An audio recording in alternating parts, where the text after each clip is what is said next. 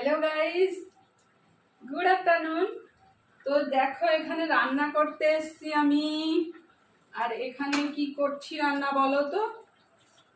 এখানে রান্না করছি কাঠি কচুর তরকারি ইলিশ মাছ দিয়ে।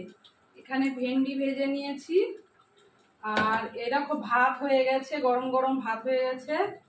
আর এখন এই কাঠি কচুর তরকারিটা ইলিশ মাছে দিয়ে করেছি। দেখি এটা এখন নামালেই রান্না হয়ে যাবে। দেখি একটু লবণ ঝাল কিরকম হয়েছে।